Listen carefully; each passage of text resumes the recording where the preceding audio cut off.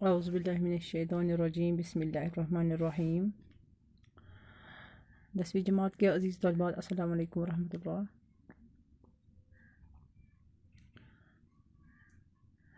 عزیز طلباء، جیسا کہ آپ سبھی اس بات سے بخوبی واقف ہے کہ ہم حصے شاعریات میں سے میر تقی میر صاحب کی غزلیات پڑھ رہے ہیں۔ ہمارا جو آج کا موضوع ہے وہ پھر سے غزل نمبر 2 میر تقی میر صاحب کی جو دوسری غزل ہے اس کا جو چوتھا شعر ہے وہ وہاں سے ہمارا آج کا جو موضوع ہے وہ سٹارٹ ہو رہا ہے۔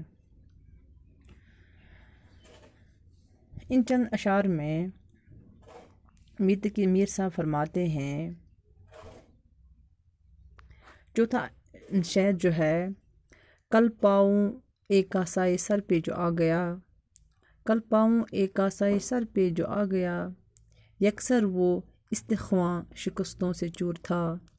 کہنے لگا کہ دیکھ کے چل رہ بے خبر، کہنے لگا کہ دیکھ کے چل رہ بے خبر، میں بھی کبھی کسی کا سر پہ غرور تھا، سر پر غرور تھا وہ تو رشک حور بہشتی ہمیں میں میر،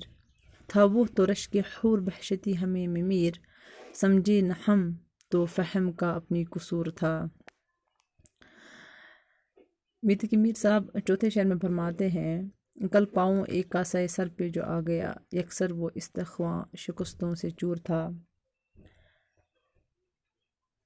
فرماتے ہیں کہ کل چلتے چلتے جب میرا پاؤں جو ہے اچانک ایک کھوپڑی پر، کاسائے سر مینس کھوپڑی، یعنی کہ میر تقی میر صاحب فرماتے ہیں کہ کل چلتے چلتے جب میرا پاؤں اچانک ایک کھوپڑی سے راستے میں جا لگا، وہ کھوپڑی دراصل ہڑیوں کا ڈھانچہ تھی۔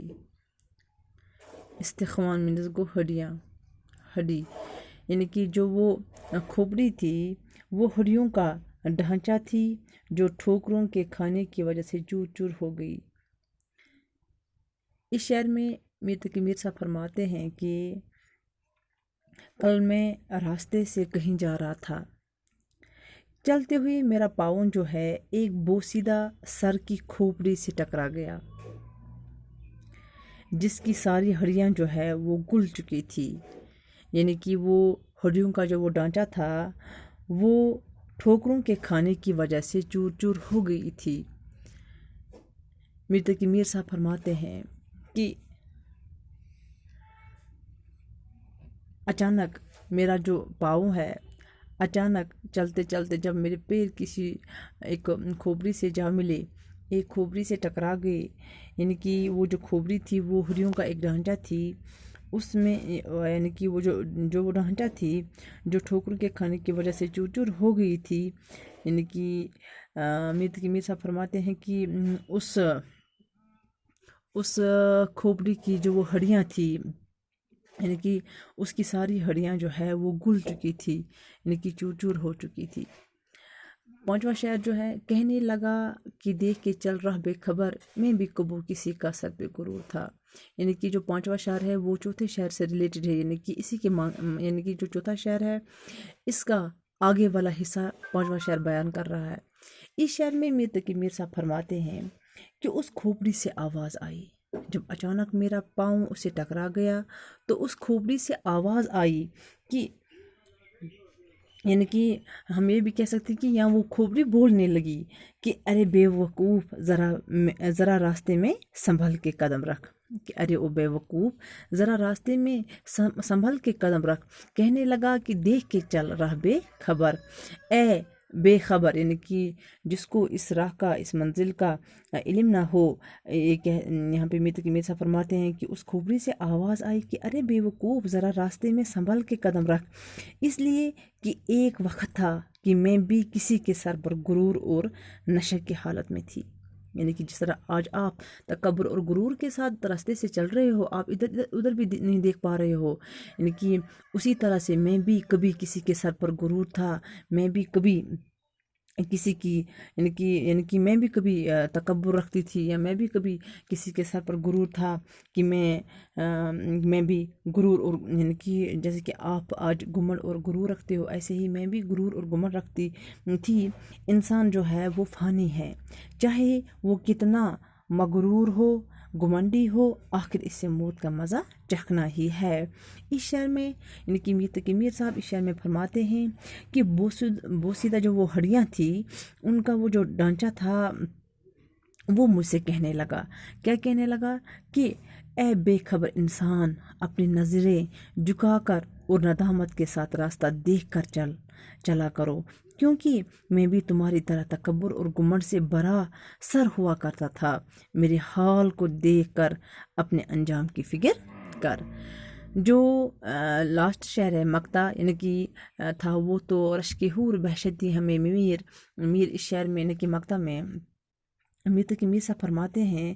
کہ یعنی کہ سمجھے نہ ہم تو فہم کا اپنی قصور تھا، بحشتی ہمیں میں میر، یعنی کہ میر تقی میر اس شعر میں سند تعالیٰ سے کام لے کر خود کی تعریف بیان کرتا ہے۔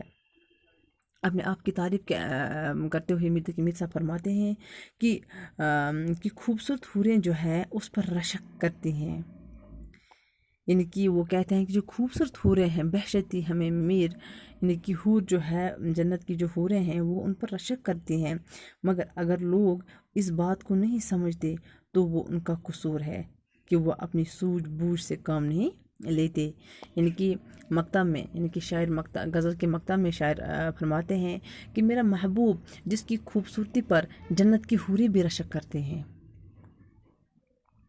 میر تقی میر صاحب فرماتے ہیں کہ میرا جو محبوب ہے وہ اتنا خوبصورت ہے کہ اس کی خوبصورتی پر جنت کی حوریں بھی رشک کرتی ہیں، وہ بھی ہماری طرح ایک انسان تھا۔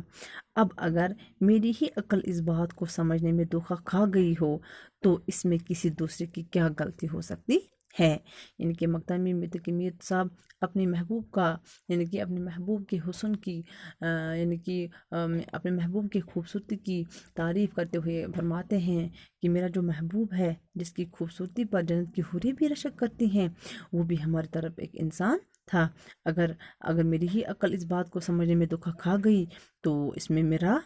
یعنی کہ اس میں میرا کیا قصور ہے یا اس میں میری کیا غلطی ہو سکتی ہے۔ اسی طرح سے میر تقی میر صاحب کی جو دوسری غزلیات ہیں،